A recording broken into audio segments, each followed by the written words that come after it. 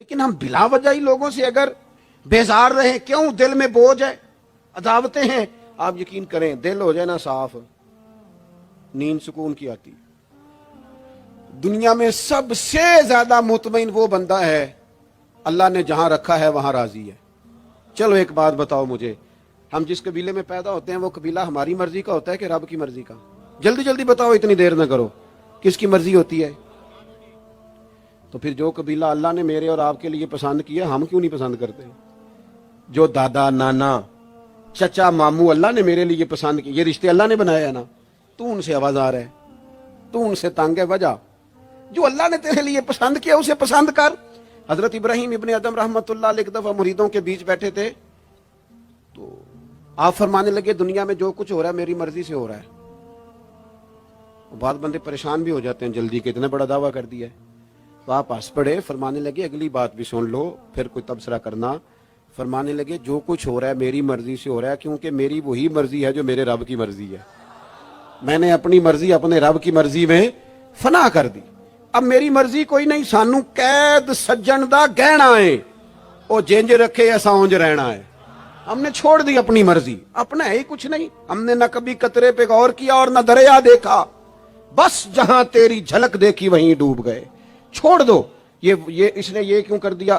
وہ خواجہ نظام الدین صاحب محبوب الہی رحمت اللہ علیہ کے ایک مرید نے ایک دفعہ آ کے کہا حضور بڑی ہو گئی درگزر فقیری درویشی بڑی ہو گئی، اب جو میرے رستے میں کانٹے بچھائے گا میں بھی اس کے رستے میں بچھاؤں گا۔ وہ بڑے غصے سے بول رہا تھا، فقیر فقیر ہوتے ہیں۔ خواجہ صاحب ہنس پڑے، فرمانے لگے پتر تو زیادہ ہی ناراض ہو گیا ہے۔ کہنے لگا نہیں حضور ہمیں کچھ کرنا نہیں آتا، ہمیں بھی سارا ہی پتا ہے، سٹ تے پکھڑا کوار گندل اسی اور بھی بوٹیاں جاننے ہاں، ہمیں بھی سارا ہی پتا ہے، نمٹ نہیں لینا سویرے، جو ہمارے رستے میں کانٹے بچھائے گا سویرے اس کی گلی میں بھی بچھے ہوں گے۔ تو حضرت محبوب الہی فرمانے لگے پتر آدھے رستے میں تیری ضد میں وہ کانٹے بچھا دے گا اور آدھے میں تو اس کی ضد میں بچھا دے گا، تو پھر تو جو عام راہگیر ہوں گے ان کے بھی پیر زخمی ہوں گے، تو تمہاری لڑائی میں تو مخلوق پریشان ہو گئی۔ عرض کی حضور یہ تو آپ نے ٹھیک کہا ہے۔ فرمانے لگے اگر چاہتے ہو نا دنیا کانٹوں سے نہ بھرے اور لوگوں کو تکلیف نہ ہو تو ایک دوسرے سے تکلیف چھوڑ دو۔ یہ مت سمجھنا تیرا ایک بندے سے اختلاف ہے، تیرا ایک سے اختلاف ہوتا ہے اس کے اثرات دائیں بائیں بھی جاتے ہیں۔ حضور پھر کیا کروں؟ فرمایا اسے بچھانے دے، وہ بچھاتا جائے تو اٹھاتا جا، تو اٹھاتا جا۔ ویسے بھی جو کام ساری دنیا کر رہی ہوتی ہے وہ تو سارے کر ہی رہے ہوتے ہیں، کوئی ذرا ہٹ کے بھی کرنا چاہیے۔ جتن جتن تے ہر کوئی کھیڈے، جتن جتن تے ہر کوئی کھیڈے، تو ہارن کھیڈ فقیرا، جتن دا مل کوڈی پیندا ہی ہارن دا مل ہیرا۔ کبھی بندہ ہارے بھی اپنے دل سے بوجھ اتار دے، نفرت کو دور کر دے، عداوت دشمنی اگر کسی وقت رکھنی ہے تو اللہ رسول کے دشمن سے۔ اشداء علی الکفار، اپنوں کے لیے کیا ہے، خوش عقیدہ کے لیے کیا ہے، رحماء بینہم۔ میرے عزیز ترمذی میں حدیث ہے، اپنی بات کو حوالہ دے کے مضبوط کر دوں، ترمذی میں حدیث ہے، نبی پاک علیہ الصلوۃ والسلام نے حضرت انس بن مالک سے فرمایا تھا، اے انس، اے میرے بیٹے، تم سے ہو سکے تو صبح اس حال میں کرنا کہ تمہارے دل میں کسی کا بغض نہ ہو۔ اور اگلے لفظ حدیث کے یہ ہیں، حضور فرمانے لگے یہ میری سنت ہے، یہ میرا طریقہ ہے، اپنے دلوں کو عداوتوں سے پاک کریں۔ اور پانچویں بات، اور بس اسی کے آگے پیچھے میں نے اپنی بات کو سمیٹ دینا ہے، میرا مضمون مکمل ہو گیا۔ حضور کی ایک بہت بڑی سنت، نبی پاک علیہ السلام کی ایک بہت بڑی ادا، وہ پتہ کیا ہے؟ وہ ہے دوسروں کا احساس کرنا، دوسروں کے بارے میں سوچنا، دوسروں کا خیال کرنا۔ میں ابھی آ رہا تھا تو میری گاڑی کے ساتھ کچھ دوستوں نے دوڑنا شروع کر دیا۔ میں جو ہوں مجھے اس کا پتہ ہے، میں ہمیشہ دوستوں سے کہتا رہتا ہوں آپ بزرگوں کے ہاتھ چومیں، اللہ والوں کی اچھی بات ہے، آپ کو فائدہ ہوگا۔ میرے جیسے گناہ گار کے ہاتھ چوم کے آپ کو کیا ملے گا؟ کوئی نتیجہ نہیں نکلے گا۔ ہاں آپ کوئی میری بات مان لیں اور اس پر عمل شروع کر دیں تو رب کریم کی رحمت صبح قیامت ممکن ہے یہ کہہ دے یہ تیری وجہ سے اس نے شروع کیا تھا، جا تیرے گناہ بھی معاف کیے۔ یہ جو ذوق ہے نا، اب ایک بندہ گاڑی کے پیچھے بھاگ رہا ہے تو مجھے اتنی سخت تکلیف ہو رہی تھی، میں نے کہا یار کیا ضرورت، دیکھو نا بیچارہ گرمی کا موسم ہے، پیاس لگے گی اور پسینہ آئے گا، کیوں بھاگ رہا ہے؟ اب میری مجبوری بھی ہے، گاڑی کو تو چلنا ہے۔ جب تک ہم احساس پیدا نہیں نہ کرتے، میرے قبلہ عالم فرمایا کرتے تھے کہ تیری گاڑی کے آگے سے کوئی غلط کراس کر گیا اور دوڑ کے گزر گیا اور کوئی سخت جملہ بھی کہہ گیا ہے، اس پر بھی تنقید نہ کر، تو اپنے دل میں اس کا احساس پیدا کر، سوچ کے ہو سکتا ہے اسے گھر میں کوئی ایمرجنسی ہو گئی ہو، اپنی سوچوں کو مثبت کریں۔ آپ دوسروں کا احساس بھی اپنی طبیعت میں پیدا کریں، دوسروں کے بارے میں بھی سوچیں۔ میں یہاں ماشاءاللہ اسٹیج پہ بیٹھا ہوں، بڑا نرم ماحول ہے، بڑا کچھ ہے، لیکن جو دوست پیچھے دیوار کے ساتھ کھڑے ہیں نا، جن کو جگہ بیٹھنے کی بھی نہیں ملی اور کھڑے ہونے کی بھی صحیح کر کے نہیں ملی، ان کا بھی احساس پوری طرح، اور میرے خیال میں سب سے زیادہ مہمان خصوصی بھی وہی ہیں آج کی ہماری محفل کے، جو زیادہ مشکل میں بیٹھے۔ احساس اپنی کہاں تک احساس کرنا ہے؟ لو حدیث پاک سنو۔ اللہ کے محبوب علیہ السلام فرماتے ہیں میں نماز پڑھانے کھڑا ہوتا ہوں، نماز، کریم فرماتے ہیں میرا دل کرتا ہے میں لمبی نماز پڑھاؤں، لیکن پھر پیچھے سے نا کسی بچے کے رونے کی آواز آتی ہے، دل تھا لمبی پڑھاؤں، بچہ رو پڑا تو مجھے خیال آتا ہے اس کے رونے سے اس کی اماں کو تکلیف ہو رہی ہوگی، میں نماز چھوٹی کر دیتا ہوں، اللہ کی نماز مختصر کر دی احساس کے طور پر۔ حضور اس امام مسجد سے سخت ناراض ہو گئے تھے، صحیح حدیث میں موجود ہے، جس کے مقتدیوں نے آ کے شکایت کی تھی کہ یا رسول اللہ بہت لمبی نماز پڑھاتا ہے۔ یہاں تو لوگ احساس ہی نہیں کرتے میرے بھائی، یہاں تو احساس ہی نہیں کرتے۔ یہاں تو میں آیا ہوں نا رات کے 1 بجے محفل میں، تو میری طرح کے لوگ تہاڈا ذوق ہی نہیں، تسی سبحان اللہ ہی نہیں آندے، تسی ہاتھ ہی نہیں کھڑے کر دے۔ او بھائی تو نہیں آیا ہے، تو ٹر جانا ہے اپنا سارا سمیٹ کے پیسے گنا کے۔ اتنے بیچارے مغرب دے بیٹھے نے، ان کا ذوق، تو اپنا ذوق بھی بیان کرنا، آنا تو بھی اسی وقت محفل میں جب سارے آئے ہیں، تے نالے تو تے گل کر کے آیا میں انہیں ہزار لینا ہے، تے مفت آئے نے سارے بیچارے، اس لیے ہو سکتا ہے ان کا عشق تجھ سے زیادہ ہو۔ کروں مدح اہل دول رضا، اور پڑے اس بلا میں میری بلا، میں گدا ہوں اپنے کریم کا، یہ میرا دین ہے کوئی پارا نہ نہیں۔ اس لیے میرے عزیز احساس دوسروں کا پیدا کریں اپنی طبیعت میں۔ ہم نا احساس نہیں کرتے، خدا را احساس کرو۔ ٹھیک ہے پریشانیاں ہیں، لیکن میں جوان سے کہوں گا تو نوجوان ہے، باہر تجھے ٹینشنیں ہیں، کاروبار کی مسائل ہیں، پریشانیاں ہیں، لیکن اللہ نے تجھے جوان کیا ہے نا، حوصلہ دیا ہے نا، تو باہر کی ٹینشنیں باہر چھوڑ کے آیا کر۔ گھر تیرے ابا جی انتظار کر رہے ہیں، ان کے پاس بیٹھ، ان کا دکھ سن، حوصلہ بڑا کر۔ پھر گھر کے اندر تیری اماں بیٹھی ہے، اس نے تیرے سے بات کرنی ہے، کئی باتیں سنانی ہے، تیرا بیٹا ہے وہ دوڑ کے آیا ابا ابا کہتے، اور تو کہتا لے جا میری طبیعت نہیں ٹھیک۔ دنیا میں سب سے مصروف وقت رسول کریم نے گزارا ہے، لیکن حضور تو غلاموں کی بات بھی سنتے، حضور تو گھر والوں کو وقت بھی دیتے۔ سیدہ عائشہ صدیقہ فرماتی ہیں جب تک گھر میں رہتے گھر کا کوئی کام ہی کرتے رہتے، اور حضور تو نواسوں کو ٹائم دیتے، نماز کے وقت بھی ساتھ لے جاتے۔ کیوں ہم اپنے آپ سے دوسروں کا احساس نکال بیٹھیں، دوسروں کے بارے میں تھوڑا احساس۔ آپ تھوڑے دن پہلے نا، کچھ عرصہ پہلے کچھ لوگ آگے میرے پاس کہنے لگے کہ کوئی طالب علم، کوئی عالم مل جائے مدرسے میں سے آپ کے، اور ہم نے نا وہاں اپنے ہاں امامت کے لیے اور جمعہ کے لیے اس کو لے جانا ہے۔ میں نے کسی طالب علم سے کہا چلے جاؤ، وہ کہنے لگے تنخواہ کتنی دینی ہے؟ میں نے کہا کوئی زیادہ نہیں، جتنا آپ کے گھر کا خرچہ ہے اتنا اس کو بھی دے دیں۔ وہ پریشان ہو گیا، جی میں تسی نہیں سارے ہو گئے، تو اتنے پیسے دے دیں جتنا ہمارا خرچہ ہے، ہم تو صاحب ہوتے ہیں، اس کو کیسے دے دیں یہ والا خرچہ؟ تو کہنے لگے نہیں جی وہ تو ٹھیک ہے، تسی کوئی 10 چھڑو۔ اور میں نے کہا میں آپ کو وہ بتا رہا ہوں جو حضرت صدیق اکبر نے بتایا ہے۔ آپ کی تنخواہ کتنی لگائیں؟ کہا درمیانے مہاجر کا جتنا خرچہ ہے نا اتنا میرا بھی لگا دو۔ حضور گزارا نہ ہوا، فرمایا میں لوگوں کی تنخواہیں بڑھا دوں گا، جہاں سب کا گزارا ہوگا ابو بکر کا بھی ہو جائے گا۔ یہ کیا بات ہوئی کہ تیرا گزارا نہیں ہوتا تو مزدور کا کیسے ہوتا ہے، غریب آدمی کا احساس جب تک تجھے دوسروں کا پیدا نہیں ہوتا تو حضور کے اسوہ حسنہ تک نہیں پہنچ سکتا، تو نے نبی پاک کا طریقہ نہیں اپنایا۔ یہ پتہ ہے حضور جو غاروں میں روتے تھے اور سارا دن تبلیغ کرتے تھے اور طائف تشریف لے جاتے تھے اور عکاظ کی منڈیوں میں جاتے تھے، یہ احساس تھا، یہ درد تھا جو میرے محبوب کو لے جاتا تھا، احساس تھا۔ حضور چاہتے تھے رب کا کوئی بندہ دوزخ میں نہ جائے۔ اللہ کے محبوب رات کو روتے، دن کو تبلیغ کرتے، گلی گلی جاتے، لوگوں کو سمجھاتے۔ کوئی ایک بار دین کی بات پوچھتا، 10 بار بھی اسے پوچھتا تو بتاتے۔ کیوں؟ احساس ہے۔ بات ختم کرنے لگا ہوں۔ سیدہ طیبہ طاہرہ ام المومنین سیدہ عائشہ صدیقہ رضی اللہ تعالیٰ عنہ فرماتی ایک دن حضور مجھ سے فرمانے لگے، کریم فرمانے لگے عائشہ ایک بات بتاؤں تمہیں؟ یا رسول اللہ فرمائیے۔ تو کریم فرمانے لگے عائشہ جب تم مجھ سے راضی ہوتی ہو پھر بھی مجھے پتہ چل جاتا ہے، اور جب تمہارے دل میں کوئی بات ہوتی ہے پتہ مجھے پھر بھی چل جاتا ہے۔ کہتے میں نے جلدی سے عرض کی حضور میں اور آپ سے ناراض، تو فرمایا بتاؤں پھر؟ حضور بتائیے۔ فرمایا عائشہ کبھی کبھی قسم اٹھاتی ہو؟ یا رسول اللہ اٹھاتی ہوں۔ فرمایا جب ہوتی ہو نا مجھ سے راضی تو کہتی ہو مجھے محمد مصطفیٰ کے رب کی قسم، اور جب تمہارے دل میں کوئی بات ہوتی ہے تو پھر کہتی ہو حضرت ابراہیم خلیل کے رب کی قسم۔ پھر حضرت جناب عائشہ صدیقہ کہتی ہیں میں تمہیں بتا نہیں سکتی لوگوں میرے دل کا عالم کیا تھا یہ بات سن کے۔ یا رسول اللہ آپ لفظوں سے احساس کا پتہ کر لیتے ہیں، کوئی سوچ کیا رہا؟ یہاں تو گھر والے پورا احتجاج کریں۔ احتجاج میں ایک دفعہ کہیں کھانے کے لیے گیا تھا تو میں نے کہہ دیا کھانا بڑا اچھا پکا ہے۔ ایک آدھ اور بزرگ سے بھی میں نے وہ بات سنی تھی، پھر وہ پریکٹیکلی میرے ساتھ ہوں، میں کھانا بڑا اچھا ہے جی۔ تھوڑی دیر کے بعد نا گھر کے اندر سے رونے کی آواز آنے لگی۔ تو مناسب تو نہیں ہوتا کسی کے گھر کے مسئلے میں ایسی بات پوچھنا، لیکن وہ جب ماحول زیادہ ہی بڑا تو میں نے میزبان سے کہا کہ خیر تو ہے گھر میں سب ٹھیک ہے؟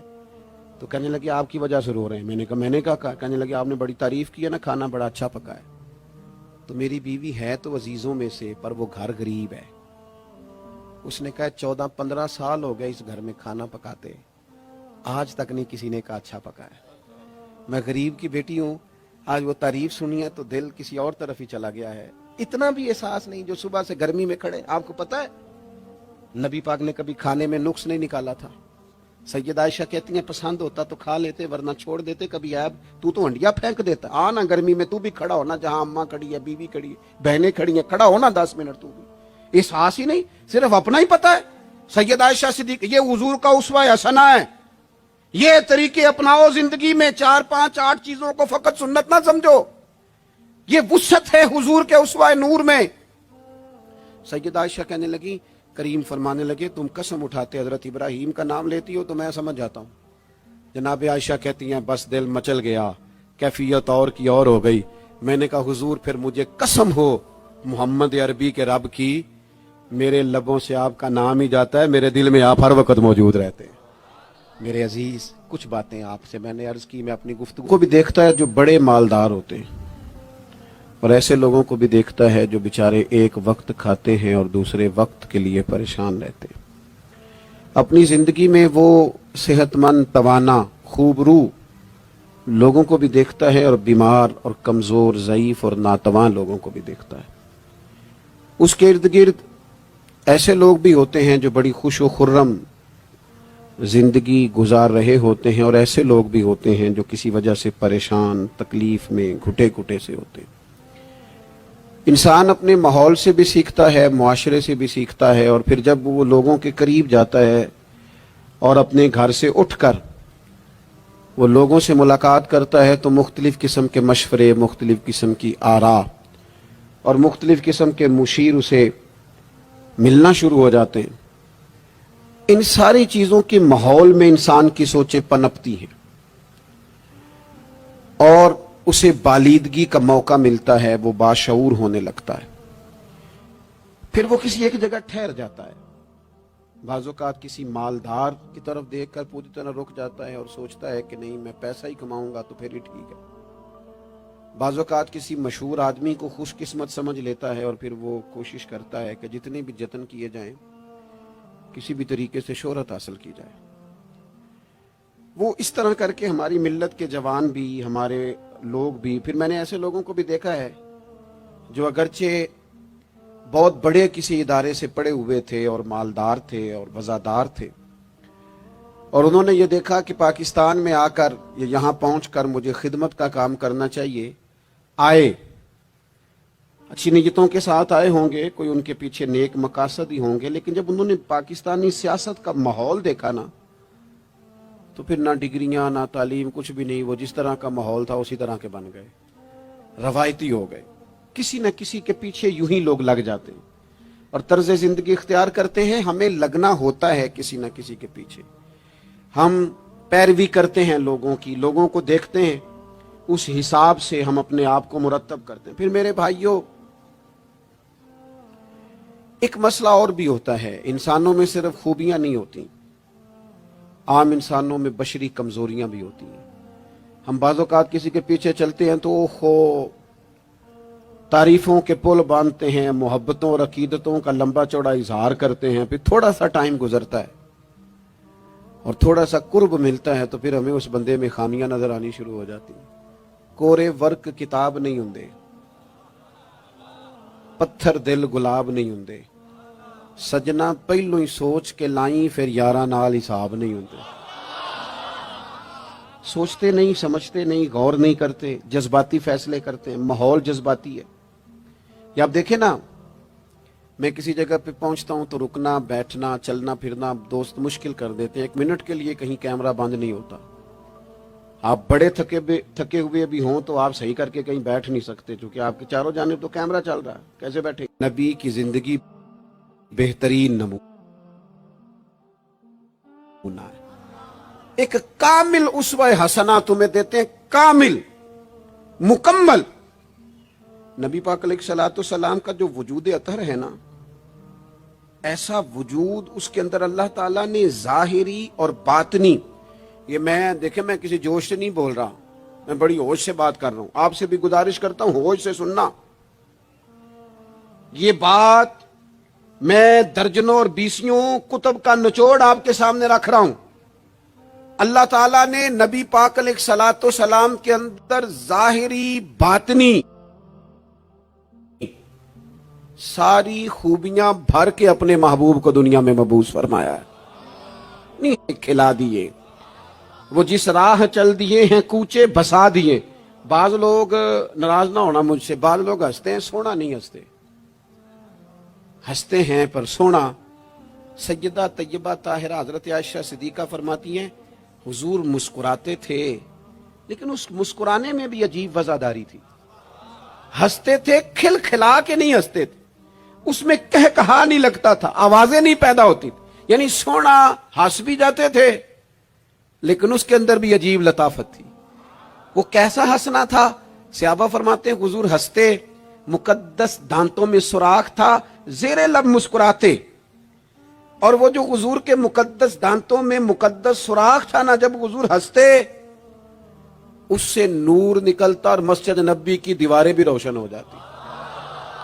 یعنی ایسا نہیں ہنسنا جس طرح کوئی میری طرح کا آدمی ہنستا ہے تو لوٹ پوٹ ہو جاتا ہے اور اس ہنسنے کے اندر کئی دفعہ وزاداری قائم نہیں رہتی، کئی دفعہ اس کے اندر وہ وقار قائم نہیں رہتا. حضور ہنستے تو تبسم کرتے، یعنی ہنس بھی رہے ہیں تو ہنسنا بھی بڑا ہی باکمال ہے. اور میرے اعلیٰ حضرت تو کہتے ہیں بس وہ ہنس پڑتے تھے، پھر جو عمر بھر کے رو رہے ہوتے تھے نا وہ حضور کا ہنسنا دیکھ کے ہنس پڑتے تھے.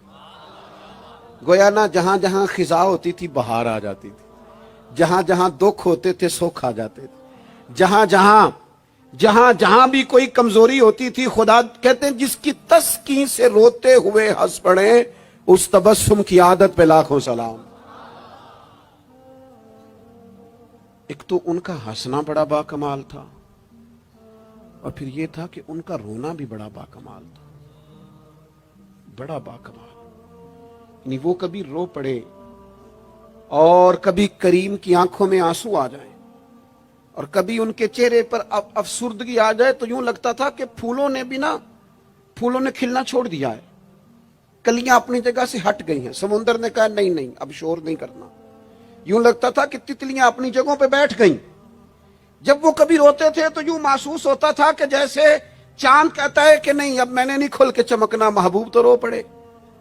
اور کبھی کریم روئے، آنکھوں میں آنسو آئے تو ان کے رونے میں حسن اتنا تھا، کمال اتنا تھا کہ جبریل امین آئے اور آ کے عرض گزار ہوئے یا رسول اللہ سارے بھید جاننے والا رب پوچھتا ہے کریم سے پوچھو نا، محبوب سے پوچھو نا روئے کیوں ہیں؟ یہ رو پڑے ہیں، کیوں روئے ہیں؟ سارے بھید جاننے والے مالک کیوں روئے؟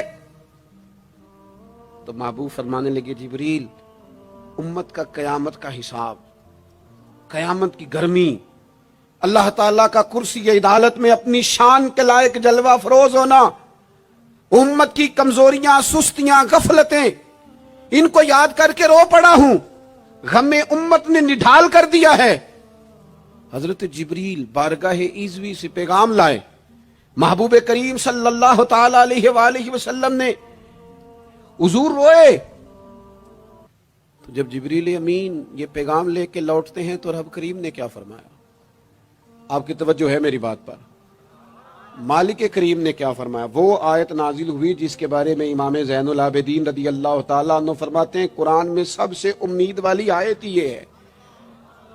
روئے حضور اور جناب جبریل پوچھ کر واپس گئے تو رب کریم نے فرمایا جا کے میرے محبوب سے فرما دیں وَلَسَوْفَ يُعْتِيكَ رَبُّكَ فَتَرْضَىٰ، محبوب رب آپ کو اتنا دے گا کہ آپ اپنے رب سے راضی ہو جائیں گے۔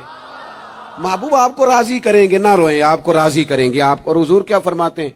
فرمایا جب تک میرا ایک امتی بھی دوزخ میں کوئی نہیں راضی ہوتا۔ اللہ کیا جہنم اب بھی نہ سرد ہوگا؟ رو رو کے مصطفیٰ نے دریا بہا دیے۔ حضور کا ہنسنا بھی با کمال، رو دینا بھی با کمال، ان کا کسی بندے سے محبت سے اٹھ کے گلے لگانا بھی با کمال۔ اور کبھی حضور جلال کریں تو محبوب فرمانے لگے میں نے دعا مانگی ہے، اے اللہ اگر میں کسی کو جھڑک دوں تو اتنا ثواب دینا جتنا تو فرد نماز کا ثواب دیتا ہے۔ یہاں یہ بھی ہر زاویے سے، ہر نگاہ سے، میں کیا آپ کو عرض کروں، ہم نے نہ کبھی سیرت بیان کی میری طرح کے لوگوں نے، نہ قوم اس طرح سے سیرت کو پڑھتی ہے۔ سیرت نبوی کا ایک ایک پہلو کبھی کھولا جائے۔ یہ جو زمانے میں بے چینی پائی جاتی ہے نا، بے قراری پائی جاتی ہے، اور ذہنی انتشار ہے، اور فکری الجھاؤ ہے، اور ٹوٹتی بکھرتی سوچیں، یہ ساری ختم ہو جائیں، ایسا ٹھہراؤ نصیب ہو، جینے کا بھی مزہ آئے اور مرنے کا بھی مزہ آئے۔ اگر حضور کی سیرت مقدسہ کو سمجھا جائے تو محبوب کی زندگی ہر طرح سے کامل ہے، مکمل ہے، اکمل ہے۔ آپ کہیں بھی اور جائیں گے، یہ آج کل موٹیویشنل اسپیکرز کا دور ہے، ہمارے بچے جدید پڑھے لکھے وہ کہتے ہیں میں فلاں موٹیویشنل اسپیکر کے پاس جاتا ہوں، جائیں آپ۔ بہت سارے لوگ ایسے ہیں انہیں کہیں تو وہ باز نہیں آتے، وہ تجربہ کر کے باز آتے ہیں۔ اور بالخصوص نئی نسل جو ہوتی ہے وہ بزرگوں کے تجربوں سے فائدہ نہیں اٹھاتی، وہ اپنے الگ سے تجربے کرنا چاہتی، اس کا بھی بڑا خطرناک نتیجہ برآمد ہوتا ہے۔ تو کوئی بندہ بھی جو آپ کو موٹیویٹ کرتا ہے نا کتاب و سنت کے بغیر، کوئی بھی آپ کو موٹیویٹ کر رہا ہے، وہ کیا کچھ کہہ رہا ہے، کیا کر رہا ہے، وہ کبھی بھی آپ کو تعلیم صحیح نہیں دے سکتا۔ کیوں؟ اس لیے کہ جو تعلیم وحی الہی کے بغیر ہوتی ہے وہ ناقص ہوتی ہے۔ انبیاء کی تعلیم وحی الہی کے ساتھ، لہذا اگر کوئی آدمی آپ کو موٹیویٹ کرتا ہے کتاب و سنت کے ساتھ، وہ آپ کو درست سمت لے کے جائے گا، ورنہ تو ہر آدمی آپ کو الجھا دے گا۔ میرے بھائی نبی پاک کا اسوہ حسنہ، ہمارے ہاں لوگوں نے سنت شریعت سمجھ کس کو لیا ہے؟ ہمارے ہاں لوگوں نے سنت شریعت سمجھا ہے صرف پگڑی باندھ لی، بہت عظیم سنت ہے امامہ باندھنا۔ بعض لوگوں کا خیال ہے صرف داڑھی رکھنا، داڑھی بہت عظیم سنت، بہت عظیم سنت، انبیاء کرام کی پسند ہے۔ اور آپ کو پتہ ہے اللہ تعالیٰ نے عورتوں کو داڑھی دی ہی نہیں، یہ مرد کا زیور ہے۔ ہاں یہ مردانہ کام ہے، داڑھی مرد کا زیور۔ اور پھر یہ آپ کے جسم کا حصہ ہے، داڑھی کا وزن کوئی نہیں ہوتا۔ پوچھ لیں جنہوں نے بڑی رکھی ہے، بے شک ان سے بھی پوچھ لیں، یہ وجود کا حصہ ہے، اس کا کوئی وزن، کوئی پریشانی۔ اور ایک اور بات نوجوانوں آپ سے کہہ دوں چلتے چلتے، بغیر داڑھی کے آپ سونے لگ رہے ہوں تو لوگ کہیں گے پیارے لگ رہے ہو، اچھے لگ رہے ہو، خوبصورت لگ رہے ہو۔ اور داڑھی کے ساتھ اگر کسی کو پیارے لگو نا تو جو تعریف کرے گا وہ تو تعریف ہی بڑی روحانی قسم کی ہے، وجدانی۔ یعنی آپ داڑھی کے ساتھ اچھے لگیں تو لوگ کہتے ہیں کتنا نورانی چہرہ ہے۔ اب دیکھو اس تعریف کے پیچھے جو جملوں کی ترتیب ہے اس میں حسن کتنا، داڑھی، امامہ، سفید لباس، اور پھر یہ کہ مسواک کرنا بڑی اعلیٰ سنت ہے، میٹھا کھانا بڑی اعلیٰ سنت ہے۔ لیکن یہی 4-5 سنتیں نہیں میرے بھائی حضور کی، یہ بہت بڑا مسئلہ ہے۔ بعض لوگ سمجھ فلاں جی سنت شریعت پہ عمل کرتا ہے، کیا کرتا ہے کہ داڑھی پگڑی والا ہے، وہ خدا کے بندے یہ عظیم سنت ہے، کون اس کا انکار کر رہا ہے؟ لیکن نبی پاک کا تو اسوہ حسنہ ہے، اس کے پیچھے تو پوری زندگی ہے۔ ادھر دیکھو میرے، اچھا پھر ایک اور بات، بعض لوگ سمجھتے ہیں میٹھا بولنا صرف سنت ہے اور اخلاق کی علامت ہے، صرف میٹھا بولنا۔ آپ نے ناراض نہیں ہونا، میٹھا تو بعض بندے اپنے مطلب کے لیے بھی بولتے ہیں، وہ کام نکلوانے کے لیے بڑا میٹھا میٹھا بول رہے ہوتے ہیں۔ اور یہ سنو میرے بھائی، صرف میٹھا بولنا ہی سنت نہیں، ہمیشہ سچ بولنا سنت ہے۔ ہمیشہ صحیح بات کرنا، دیانتدار رہنا. تو سمجھتا ہے 4 5 6 8 چیزیں ہی سنت ہیں؟ او خدا کے بندے، نبی پاک کی جو ادا سب سے پہلے دنیا کے سامنے آئی اور حضور کی جس ادا سے، سنت سے لوگوں کو سب سے پہلے واقفیت ہوئی، شور نہیں پڑ جاتا کسی چیز کا دنیا میں، معاشرے میں فلاں بندہ یہ کرتا ہے، فلاں ایک بندے کا ایک چیز تعارف بن جاتی ہے. تعارف، کوئی چیز لوگوں کے وجود کے ساتھ، نام کے ساتھ سابقہ لاحقہ بن جاتی ہے. جو چیز سب سے پہلے جس سے لوگوں نے میرے نبی پاک کا تعارف کیا اور لیا، ادھر دیکھو نوجوانوں میری طرف، جس چیز سے سب سے پہلے حضور کی جس ادا سے لوگ واقف ہوئے تھے وہ تو صادق اور امین ہونا ہے. سب سے پہلے لوگ واقف ہوئے تھے کہ ہمیشہ سچ بولتے ہیں، ہمیشہ سچ. ملت کا جوان تو لوگوں کو ہنسانے کے لیے جھوٹ بولتا ہے، کوئی فائدہ نہیں، کوئی فائدہ نہیں. جھوٹ بولنے کے لیے ڈینگے مارتے ہیں، بڑکے مارتے ہیں، میں یہ ہوتا ہوں، میں وہ ہوتا ہوں. جھوٹ بولتے ہو، کیوں زیادتیاں کرتے ہو اپنے ساتھ؟ نبی پاک علیہ السلام کی تو پہلی ادا، پہلی سنت جس سے لوگ واقف ہوئے وہ صادق اور امین ہونا ہے. اور لوگ کمزوری دکھاتے ہیں. میں آپ سے عرض کروں، آج پتہ ہے میرے ملک کا حال کیا ہے؟ آج اتنے درد میں ہیں لوگ، اتنی تکلیف میں ہیں. امیر لوگ تو پیٹرول پہ بحث کرتے ہیں، پیٹرول پہ زیادہ تر وہ لوگ بحث کرتے ہیں جن کی گاڑیاں بڑی ہوتی ہیں. غریب پیٹرول پہ بحث نہیں کرتا، وہ تو کہتا ہے کرایہ 10 روپے بڑھ گیا بس کا، کیونکہ اس کو تو بس میں آنا جانا ہے، پیٹرول سے تو اس کا لینا دینا نہیں. یہ تو امیروں کی باتیں، تگڑے لوگوں کی باتیں. یہ سارا عالم، اس ملک کا سب سے بڑا مسئلہ نہ قانون کا ہے، نہ معیشت معاشرت کا ہے. اس ملک کا سب سے بڑا مسئلہ دیانتداری کا ہے. یہاں اگر دیانتداری ہو جائے، سچ بولنے والا، بات کرنے والا سچ بولے. اذان سن لیں جی پہلے. ڈاکٹروں کے بارے میں رائے کیا ہے؟ چلیں بتائیں. وابڈا والوں کے بارے میں رائے کیا ہے؟ آپ اپنی بھی ایک مولویوں پیروں کے بارے میں رائے کیا ہے؟ بس یہی حال کیا گیا. الا ماشاءاللہ بد اعتماد کر دیا گیا. ایسا نہیں ہے کہ صرف کسی ایک گروہ، ایک طبقے کے بارے میں بددیانتی کو فروغ دیا گیا، جھوٹ کو. آج بھی کسی بھی شخص کو آپ لے لیں، اس کے بارے میں سچائی سے زیادہ جھوٹی خبریں زیادہ پھیلائی جاتی ہیں. افواہوں کا دور. اپنی زندگی میں جوانوں سچ بولو، دیانتداری کا مظاہرہ کرو. اس ملت کا جوان کیسے ترقی کرے گا جس کی ماں کہتی ہے کہ پتر تو سچ ہی نہیں بولتا، تو جاتا کہیں ہے بتاتا کہیں ہے، تو بات ہی ٹھیک نہیں کرتا. کیسے بات؟ سنو، نبی پاک صلی اللہ تعالی علیہ وسلم نے جب مختلف جگہوں پہ تبلیغ دین کے پیغامات بھیجے تو ہرقل بادشاہ کو بھی حضور نے پیغام دیا. وہ بڑا سیانہ آدمی تھا، سمجھدار تھا، معاملہ فہم تھا. اس نے کہا میں کوئی جذباتی فیصلہ نہیں کرتا، کچھ چیزوں کے نا حضور کے بارے میں کچھ چیزوں کے سوالات میرے ذہن میں ہیں. اس نے کہا یار یہاں کوئی آیا ہوا ہو نا، مکے کا سردار، لوگ تجارت کے لیے آتے ہیں، کوئی سمجھدار سیانہ سردار وزادار آدمی تو لے کے آؤ. ابو سفیان ابھی مسلمان نہیں ہوئے تھے، وہاں گئے ہوئے تھے، اور آپ کو پتہ ہے کہ وہ ہر جنگ میں آگے آگے تھے کلمہ پڑھنے سے پہلے. ان کو بلا کے نا، لوگوں کو پتہ چلا یہ آئے ہوئے ہیں تو لے جا کے بادشاہ کے سامنے کھڑا کر دیا. ابو سفیان کہتے ہیں جب اس نے سوال جواب شروع کیے نا تو ظاہر ہے میں مخالف گروہ میں تھا. جب کوئی مخالف گروہ میں ہوتا ہے اس نے تعریف تو نہیں نہ کرنی ہوتی.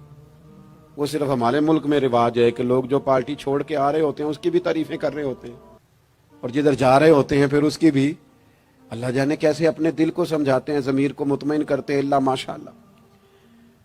ابو سفیان کہتے ہیں میں چونکہ دوسرے گروہ میں تھا تو بادشاہ نے جو بات بھی پوچھی نا میں نے رائے مخالف دی. جو بھی پوچھا کہ وہ محبوب علیہ السلام جو دعوی نبوت کرتے ہیں، ان کا کلمہ پڑھنے والے امیر ہیں، غریب ہیں، بات کیا ہے، جنگیں ہوئی ہیں تو نتیجہ. ایک طویل گفتگو ہے. ابو سفیان کہتے ہیں آخر میں بادشاہ نے ایک سوال پوچھا، یہ جوان زیادہ غور کریں گے. سوال پوچھا. ابو سفیان کہتے ہیں مجھ سے کہنے لگا وہ جس کریم محبوب علیہ السلام نے دعوی نبوت کیا ہے کیا کبھی انہوں نے جھوٹ بھی بولا ہے؟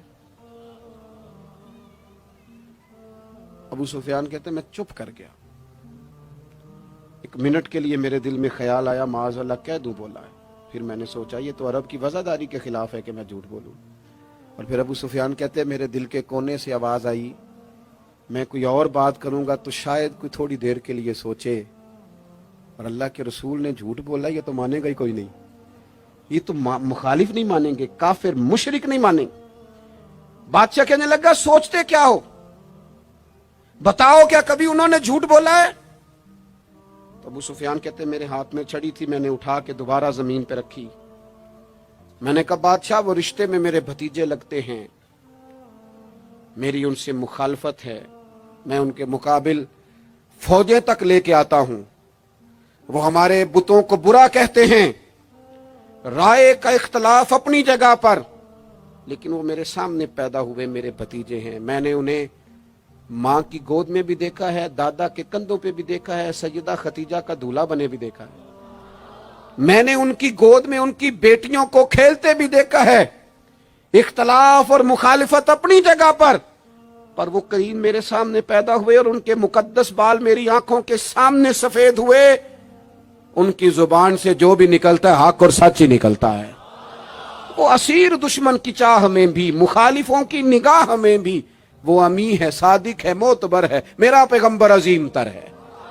कभी जुबान से झूठ नहीं निकला। अल्लाह आपको जज़ा दे। सुने जी, कुछ खतीब बगैर नारों के भी तकरीर कर लेते हैं यार, ऊंची सुभान अल्लाह के बगैर भी काम चल जाएगा इंशाल्लाह। अब खाली सुनते जाए ना भी सुभान अल्लाह कहें फिर भी गुजारा, असर करे न करे सुन तो ले मेरी फरियाद, और नहीं है दाद का तालिब ये बंदा है आजाद।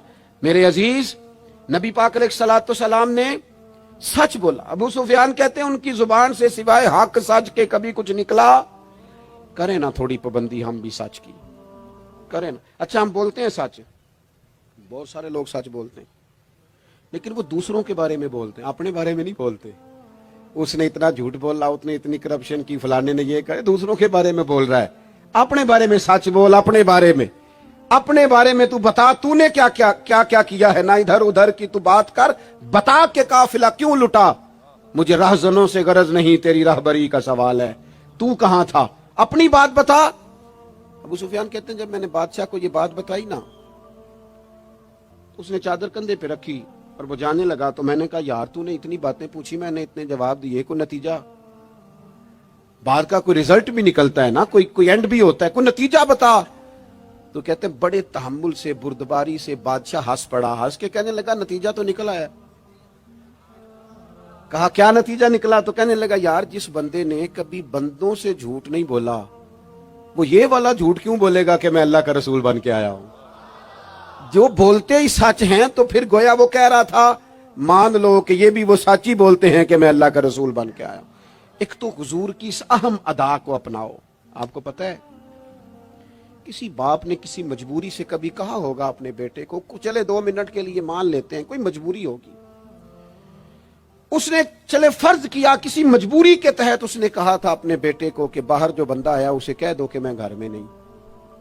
चले मान लिया 2 मिनट के लिए तेरी मजबूरी थी, लेकिन मैं जिम्मेदारी से कहता हूं तूने एक दफा अपने पुत्र से कहा था ना झूठ बोल दे मैं घर नहीं, फिर तू सारी जिंदगी मिन्नत करेगा वो तेरे साथ भी सच नहीं बोलेगा। इतनी बड़ी बीमारी है, ये घर तोड़ती है, घर, ये कबीले तोड़ती है, रिश्तों को कमजोर। क्यों झूठ बोलते हो रिश्ता करते वक्त कि बच्चा ये कमाता है ये कमाता, क्यों झूठ बोलते हो? साफ सुथरी 2 टोक बात करो। इतना बड़ा रिश्ता मियां बीवी का जो अल्लाह की निशानियों में से निशानियां झूठ पर कायम करते हो। बेटी के वालिदैन भी अल्लाह माशाल्लाह झूठ बोलते हैं, ये दे देंगे ये दे देंगे, बाद में कहते हैं लड़के वाले लालच करते हैं। आपने पहले लालच खुद पैदा किया, क्यों कहानियां सुनाई? इतना अहम रिश्ता जिसकी बुनियाद पर सारा घर चलना था, वो रिश्ता ही बदएतमादी पर कायम है। जब एक दूसरे पर एतमाद ही नहीं है तो सुकून कैसे आएगा? अपनी जिंदगी में सच लाओ। दौलत लाने से ज्यादा जरूरी सच लाना है। घर में महंगी चीजें लाने से बेहतर है अपने घर में सच ले आओ, दयानतदारी ले आओ, घर भी बच जाएगा, कबीला भी बच जाएगा। जिम्मेदारी से कहता हूं सच बोलो, दयानतदार हो जाओ, मुल्क भी बच जाएगा। इस उम्मत का भलाई इस काम में है, ये हुजूर का उसवा हसना है। और तीसरी बात, नबी पाक की सुन्नत सिर्फ मिसवाक लेके दांत साफ करना ही नहीं, दिल साफ रखना भी मेरे नबी की सुन्नत है। दिल साफ रखना भी हुजूर का तरीका। दिल बड़े बोझ होते हैं हमारे दिलों पर, मुफ्त की नाराजगी, कोई लेना देना नहीं। वो जी फलाने बंदे ने ना जी अपनी बच्ची की शादी की है, बच्चे की शादी की, रिश्तेदार ने मुझे पूछा नहीं। भाई आपको क्यों पूछते, आप क्या हैं? उनका घर था, आपको आप बिला वजह नाराज हो के अपने घर में क्यों पूछते? आपको किस किताब में लिखा है, किस शरीयत में लिखा है, कहां कानून है आपसे पूछा जाए? وہ فلانے بندے نے میرے بارے میں بات کی ہوگی، اور یار تو اتنا اہم نہیں ہے ساری دنیا تیرے خلاف باتیں کرے، تو مفت میں ٹینشن لے گیا ہے۔ وہ جو دو بندے دور کھڑے ہیں وہ کوئی اور بات کر رہے ہیں، تیری نہیں کر رہے، مفت میں اپنے دلوں میں بوجھ، مفت میں بدگمانیاں، اور جی فلانا بندہ امیر ہو گیا، کیسے ہو گیا، یہ تیری ڈیوٹی ہے، تیری ذمہ داری ہے۔ میرے اعلیٰ حضرت فاضل بریلوی رحمۃ اللہ لکھا ہے، حسد کرنے والا بندے پر اعتراض نہیں کرتا، حسد کرنے والا اللہ تعالیٰ کی تقسیم پر اعتراض کرتا ہے۔ معاذ اللہ ثم معاذ اللہ، وہ تو کہہ رہا ہے اسے نہیں ملنا چاہیے تھا، مجھے ملنا چاہیے تھا۔ آپ جب اتنی زیادہ عداوتیں پیدا کر لیتے ہیں، آپ کیوں نہیں اس چیز سے خوش ہوتے جو نظام میرے رب نے بنا دیا ہے؟ اتنی بڑی اللہ کی مخلوق ہے، لیکن ہمیں لوگ اچھے ہی نہیں لگتے، جس سے پوچھ لو وہ ناراض ہی ہے، ہر بندہ کسی نہ کسی سے ناراض ہے، شکوے کر رہا ہے۔ وہ چھوڑ دے یار، میں کسی شخص سے بیزار نہیں ہو سکتا، ایک ذرہ بھی تو بیکار نہیں ہو سکتا، جسے اللہ نے بنایا ہے وہ بیکار ہے۔ میں بد عقیدہ بد مذہب کی بات نہیں کر رہا، وہ پھر دہراتا ہوں، ایک تو حضور کی زندگی کامل ہے، مکمل ہے، اسے پڑھو۔